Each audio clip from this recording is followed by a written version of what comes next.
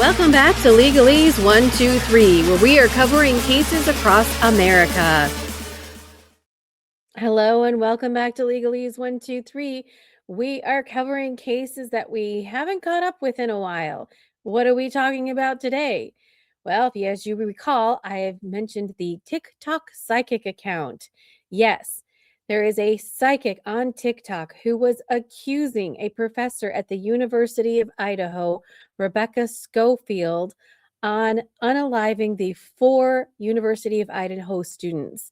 As we all know well, Brian Koberger did plead guilty to unaliving the 4 and is serving a 4 life-year sentences in jail without the possibility. He's in jail for the rest of his life without the possibility of parole. So, what's going on in this case? Well, the TikTok psychic had gone on TikTok and used her tarot cards and whatever readings that she has and claimed that the University of Idaho professor was the one that did it, that she was having a relationship with one of the unalived victims, and that she conspired with one of the ex-boyfriends of the girls to commit M. Well, we all know that that is not true. And so Miss Schofield has sent the TikTok psychic many cease and desists, a minimum of 2. And the TikTok psychic doubled and tripled down. Yes, she continued the diatribe of how Schofield was involved, even though Schofield wasn't even in town at the time. I kid you not. And so she continued her diatribe. And so Schofield said, all right, let's go. So she started suing her for defamation. You would think that this case would have come to an end by now. No. Part of the problem is that TikTok psychic is representing herself. She doesn't have a lawyer. She's representing herself. This is a civil matter, so this has gone through the federal court system. And the judge in this case has been super patient with her. So far, everything has been on Zoom. And so TikTok psychic hasn't had to go to Idaho to defend herself. But guess what? That's about to change. Why? Well, the plaintiff, Rebecca Schofield, has moved for a summary judgment, meaning, all right, Your Honor, here's all the evidence. This is what's going on. TikTok psychic defended herself. They had like a little Zoom meeting. And long story short, the judge said, all right, fine. You win to Rebecca Schofield.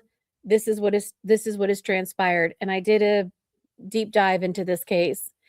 Well, now we're at the charges stage. What does that mean? Well, so now Schofield is asking for damages. And what damages, if and when or what will she get? We don't know. So the case is currently pending. And so now the judge had told TikTok psychic, your time is up.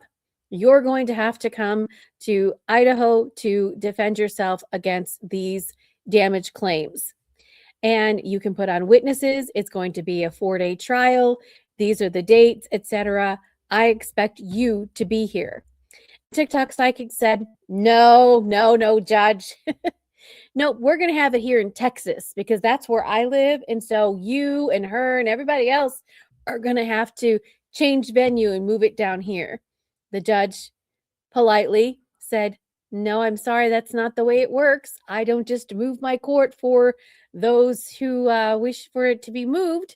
I'm situated here in Idaho. The case was filed in Idaho, so we ride in Idaho. So not much movement has been on this case because it's due to, there are several things pending currently right now, future-wise. And so not much, there's been quite quiet until, you know, that guy on TikTok who does these things, until. So we have the latest filing that I'm going to go ahead and share with you. And this is an order by the judge. So let's make it a little bit bigger and then I'll tell you what's going on currently. So Rebecca Schofield, plaintiff versus TikTok psychic.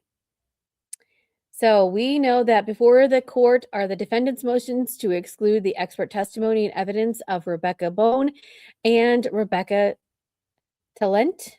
Talent? I don't want to say talent because it has two L's. Talent? I think that's good. Talent. And plaintiff's motion for entry of protective order and plaintiff's motion in limine docket 111.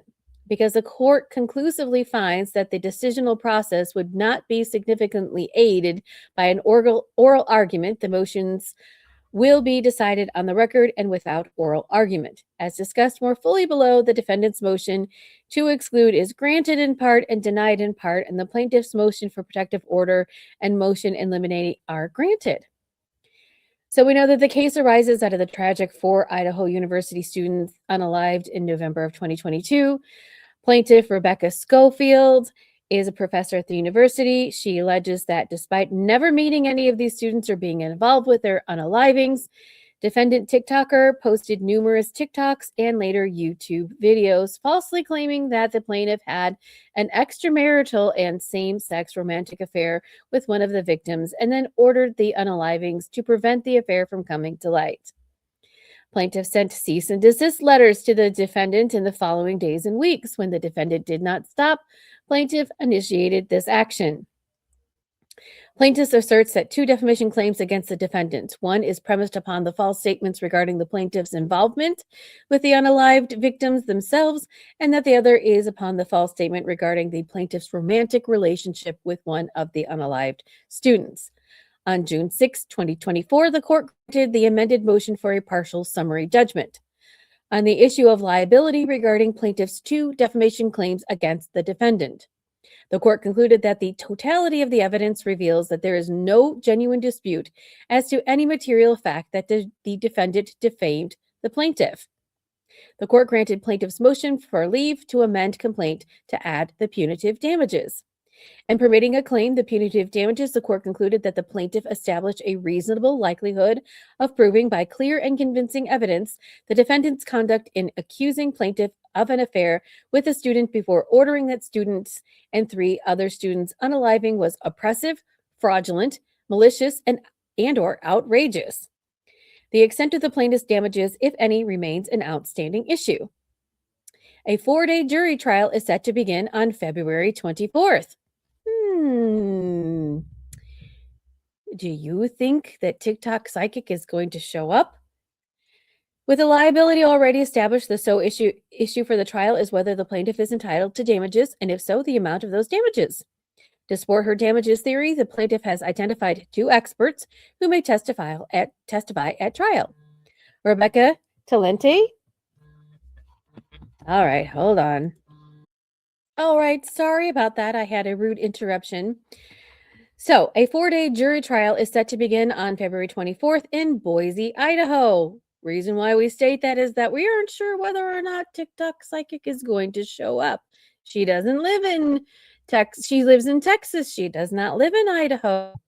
She's going to have to spend some money to get there. With liability already established, the sole issue for the trial is whether the plaintiff is entitled to damages, and if so, the amount of those damages.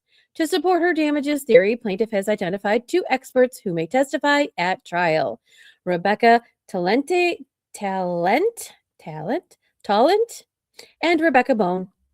In advance of trial, defendant moves to exclude these experts' testimony pursuant to Federal Rule 702. Also before trial, plaintiff seeks to secure protective order relating to certain trial exhibits speaking to plaintiff's medical and financial records. Plaintiff additionally moves in limine to preclude defendant from presenting evidence or argument relating to the truth of whether plaintiff had an affair with a victim or orchestrated the 4 unalivings. All right, here we go. Analysis. Within her motion to exclude, defendant argues that neither Rebecca Talent nor Rebecca Bone is qualified to offer expert testimony, and that their opinions regarding reputational harm and psychological injury are unreliable, speculative, and unsupported by sufficient facts or data. Plaintiff opposes the motion, contending that both witnesses are qualified by education and experience, that their opinions are based on reliable principles and methods, and that their testimony will assist the jury in determining the extent of damages. The court addresses each witness in turn under the standards set forth in Rule of Evidence 702. Evidence, evidence, Dalbert. The reliability of the Supreme Court has outlined several factors to use determining whether expert testimony is reliable. Okay. Rebecca Talent. Dr. Talent is a retired associate professor emerita, with more than 5 decades of experience in journalism, public relations, and academia. She holds a bachelor's degree in journalism and a master's degree in education with a journalism emphasis and a doctorate in education focused on higher education, classroom teaching, and mass communications. During her career, Dr. Talent taught public relations and journalism at the University of Idaho and other institutions, published scholarly and professional works on media and ethics, and worked professionally in journalism and public relations. Based on this background, Dr. Talent offers opinions concerning how defamatory statements made via social media can affect an individual's professional reputation in an academic setting. She specifically opines that defendant statements have damaged plaintiff's reputation to a significant degree and that it could take decades or even a generation for a plaintiff to restore her reputation. Defendant argues that Dr. Talent is not qualified to offer these opinions and that her testimony is unreliable because it is speculative, exaggerated, and unsupported by facts or data tied to the plaintiff's actual circumstances. According to the defendant, Dr. Talent's conclusions regarding the existence and extent of reputational harm are untethered from evidence and amount to a biased advocacy from a colleague rather than an expert analysis. The court first addresses qualification rule 2, sets a low bar for expertise, and Dr. Talent's education, training, and extensive professional experience in journalism, public relations, and academia qualify her to testify as an expert regarding general principles of reputation, branding, and the ways in which negative publicity, particularly online, can impact professionals in academic environments. Defendant's objections do not directly confront Dr. Talent's credits or credentials or expertise. Rather, they challenge the strength and foundation of the conclusions she draws from that experience. Accordingly, the court finds that Dr. Talent is qualified as an expert within the means of Rule 702. Dr. Talent's testimony is also relevant. The jury will be asked to assess damages, including whether or how plaintiff's professional reputation may have been affected by defendant's defamatory statements. The testimony explaining how reputational harm can occur, how internet-based dissemination differs from traditional media, and how academics may be uniquely vulnerable to reputation injury may assist the trier of fact in understanding issues beyond the knowledge of a lay juror. In that respect, Dr. Talent's testimony satisfies Rule 702 relevance requirements. So, we are in the day and age of TikTok, social media, Facebook, Instagram, and YouTube, right? Anybody, me, myself, and I, you included, can go on there and you can go type up anything that you want. You can say whatever you want. But you also have to realize that what you say can and will be held against you, right? You have to be really careful about what you say and how you say it. All right, where were we? We're having a family emergency. It is cold outside, and our cars decided they don't want to work. So we have to go and rescue people who need rescuing. So, all right, I don't remember where we left off at, but here we are. Let's pull this back up. All right, her testimony is relevant. The jury will be asked to assess damages, including whether or and how the plaintiff's professional reputation may have been affected by the defendant's defamatory statements. Testimony explaining how reputational harm can occur and how internet-based dissemination differs from traditional media, and how academics may be uniquely vulnerable to reputational injury may assist the trier of the fact in understanding issues beyond the knowledge of a lay juror. So, Yay, she gets to testify because it's going to be very important. Indeed, despite this above referenced concrete opinions, much of Miss Talenti's report is framed in conditional or prob- probabilistic terms, such as statements as the defendant's conduct has the capacity to affect the plaintiff's reputation or may cause harm. Such phrasing underscores the speculative nature of her conclusions and highlights the absence of a reliable basis for opining that reputational harm has in fact occurred or will occur to any particular degree. Given the significant weight jurors may place on expert testimony, 702 requires more than unsupported statements grounded solely in the expert's authority. Without a reliable foundation demonstrating how Dr. Talent reached her conclusions about the existence, severity, or duration of the plaintiff's reputational harm, those opinions risk misleading the jury. According, Dr. Talent is not precluded from testifying, but the scope of her testimony may be narrowed. So, the defendant has won on that account. She may testify regarding her qualifications, general principles of reputation and public relations, and how defamatory statements made over social media can impact an individual's professional reputation in academia. She may also describe potential ways in which such harm could manifest. She may not, however, testify that plaintiff was in fact damaged, that plaintiff suffered reputational harm to a particular degree, or that the plaintiff will suffer future reputational harm as a result of the defendant's actions. Those ultimate conclusions lack a sufficient reliable foundation and therefore would not be helpful to the trial of the fact under Rule 702.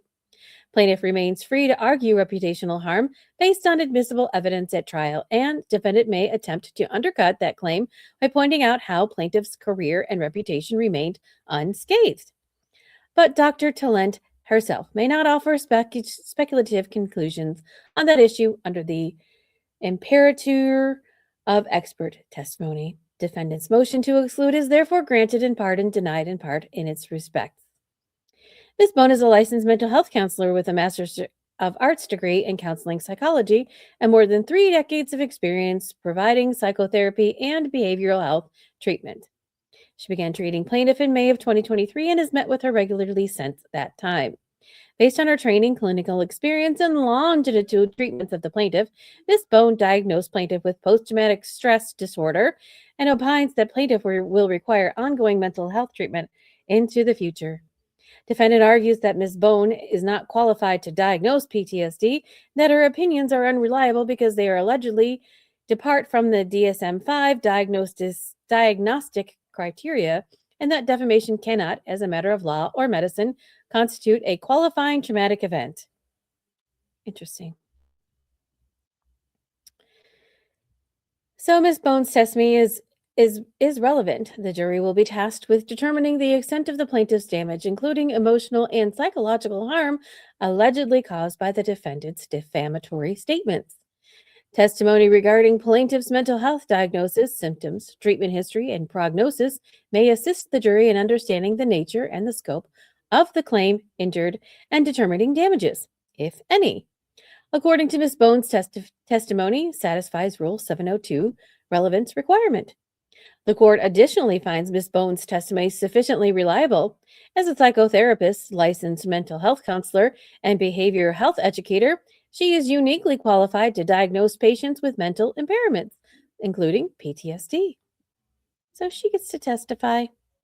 Defendant's unsupported argument that defamation cannot constitute a traumatic triggering event sufficient to support a PTSD diagnosis is ultimately a dispute over diagnostic criteria and causation. Whether plaintiff's experience satisfies the clinical requirements for PTSD are matters on which mental health professions may or may not disagree. Such disagreements are appropriately explored through cross-examination, and if defendant chooses competing expert testimony, they do not, however, render Ms. Bone's opinions unreliable for purposes of Rule 702. So if she wants to bring in her own expert, the battle of the experts, she's more than welcome to.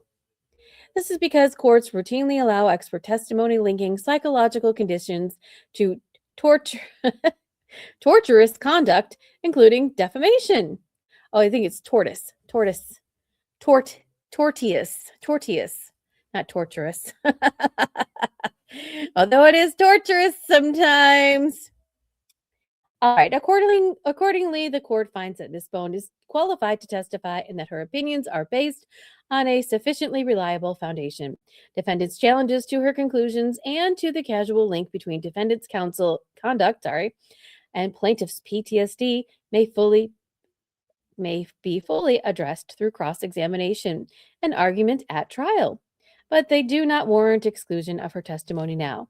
Defendant's motion to exclude is therefore denied in this respect.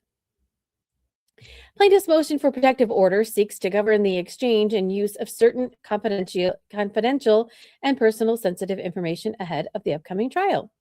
Plaintiff requests entry of a protective order substantially similar to the District of Idaho's model protective order to limit public dissemination of confidential and personal sensitive information, including medical and financial records, that will be disclosed as trial exhibits leading up to the trial. Plaintiff has met this burden. The materials at issue include medical and financial records that contain sensitive personal information. Public disclosure of these materials would likely result in embarrassment and irreparable harm to the plaintiff, particularly in light of the public attention surrounding the facts of this case and the defendant's prior dissemination of cease-related materials on social media. The balance of the interests further support entry of a protective order. Any restriction on public access is limited and temporary, applying only to trial and remaining subject to individual judicial review should the materials later be offered in connection with trial proceedings. By contrast, the harm resulting from premature public disclosure of sensitive personal information would be immediate and permanent. The proposed protective order closely tracks the District of Idaho's model protective order and includes procedures allowing challenges to confidentiality designations, ensuring that the scope of protection is narrowly tailored. The court also notes, despite not agreeing to a protective order, defendant has not formally opposed plaintiff's motion for protective order. Accordingly, the court finds that the plaintiff has demonstrated good cause under Rule 26C for entry of a protective order. Plaintiff's motion in limine. Plaintiff's motion in limine seeks an order prohibiting defendant from presenting evidence or argument concerning the purported truth of the defendant's prior statements alleging that plaintiff had an affair with the student and orchestrated the unalivings. Plaintiff contends that because the court has already determined liability, such evidence is irrelevant to the sole remaining issue for trial, damages, and would risk confusing and prejudicing the jury. Motions in limine are a procedural mechanism used to limit testimony or evidence in advance of trial in order to streamline proceedings and avoid the introduction of inadmissible or prejudicial material. So she just can't come in and say anything that she wants to. She can't bring her tarot cards out and be like, look, judge, it says this. Rulings on motions in limine are inherently provisional and remain subject to revision as the trial unfolds.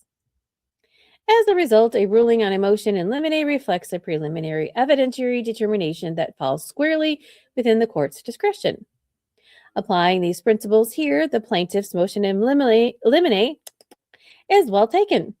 The court has already determined as a matter of law the defendant's statements accusing the plaintiff of an affair and involvement in the unalivings were false and defamatory. Liability is no longer in dispute. The upcoming trial is limited to determining the amount of damages to which the plaintiff is entitled. Thus, any evidence or argument offered to suggest that defendant's statements were true or that there was some factual basis for them has no bearing on any issue the jury must decide. Such evidence is therefore not relevant under Federal Rules of Evidence 401 and 402. Even assuming that such evidence could be framed or marginally relevant, it would nonetheless be excluded under Federal Rule 403, allowing defendant to advance well after the fact arguments or evidence concerning the truth of the defamatory statements would present a substantial risk of confusing the issues and misleading the jury as to the scope of the trial. The danger of unfair prejudice is particularly present given the inflammatory nature of the allegations and the likelihood that such evidence would distract from the proper focus of the damages inquiry. Any minimal probative value is substantially outweighed by these risks, as well as the prospect of undue delay and waste of time. The court again notes the defendant has not formally opposed the plaintiff's motion in limine. A failure to file a response may be deemed to constitute a consent to the granting of the motion. Accordingly, in the exercise of its discretion and mindful that its ruling remains subject to revision, such circumstances trial warrant, plaintiff's arguments are ultimately persuasive. Unless otherwise permitted, defendant shall not present evidence or argument at a trial concerning the purported truth of the defamatory statements involved in this case. Plaintiff's motion in limine is therefore granted. Based on the foregoing, it is hereby ordered that the defendant's motion to exclude expert testimony and evidence of Rebecca Bone and Rebecca Talent is granted in part and denied in its part as follows. Dr. Talent may not testify that the plaintiff was in fact damaged, the plaintiff suffered reputational harm to a particular degree, or that the plaintiff will suffer future reputational harm as a result of the defendant's actions. In these respects, the defendant's motion to exclude is granted. However, Dr. Talent may testify regarding her qualifications, general principles or reputation, and public relations, and how defamatory statements made over social media can impact an individual's professional reputation, and academia. She may also describe potential ways in which such harm may manifest. In these respects, defendant's motion to exclude is denied.